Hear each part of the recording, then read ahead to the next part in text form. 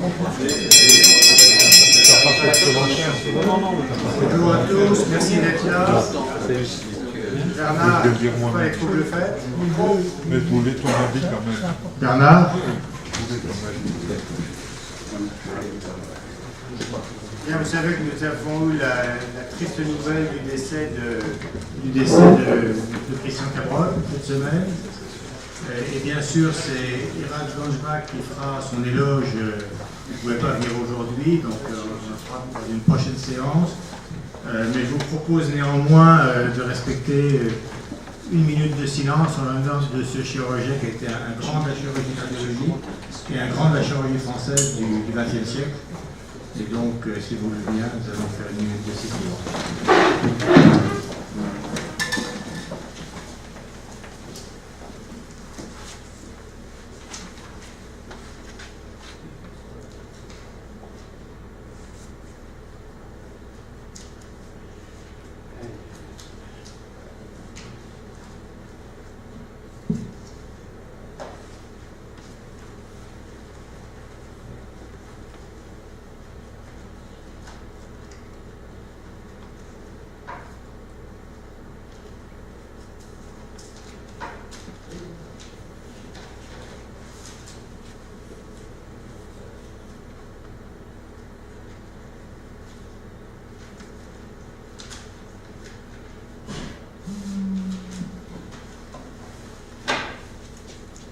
Voilà, je vous remercie. J'espère que nous serons nombreux dans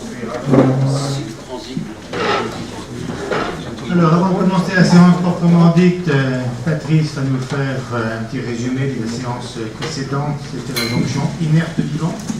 C'est ça. Vivant-inerte. Eh bien, c'était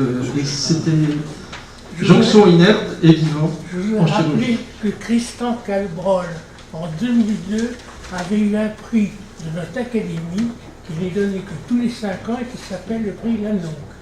Merci pour ce rappel. Patrice. Alors, sous la présidence de M.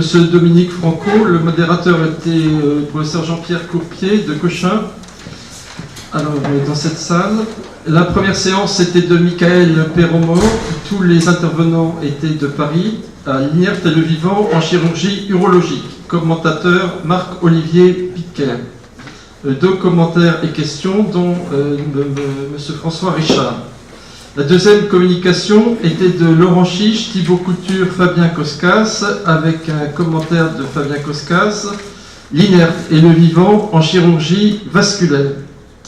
Question de Jacques Beaulieu, au nombre de 2, d'Albert-Claude Benamou et de Jacques Caton. Troisième communication par Patrick Nataf, l'inerte et le vivant en chirurgie cardiaque, commenté par Bertrand Goudot. Question de moi-même, mal posée, je vous prie de m'en excuser. Et donc, dans les circulations croisées historiques, ma question c'était que le sujet qui donnait son sang risquait fort peu par rapport à celui qui était opéré cardiaque. Me semble-t-il. Et de Marc-Olivier Piquet sur le concept de xénogreffe. Quatrième communication de Antoine Brézin, l'inerte et le vivant en chirurgie ophtalmologique.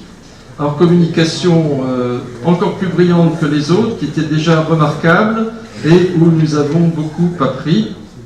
Commentateur Antoine Labbé de Paris-Ouest, UVSQ. Question de Albert-Claude Benamou sur les vitrectomies.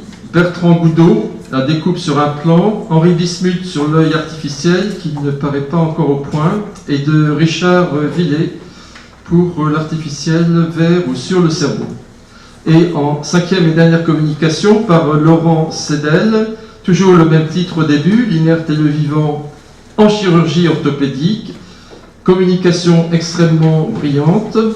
Monsieur Laurent Sédel est spécialiste des prothèses céramiques, dont la prothèse de genou, pas seulement la hanche. Commentaire de monsieur Moussa Amadouche et nombreuses questions de messieurs Courpier, Bismuth, Goudot, François Richard, Henri Coudane, et Richard Villet et Albert-Claude Benamou.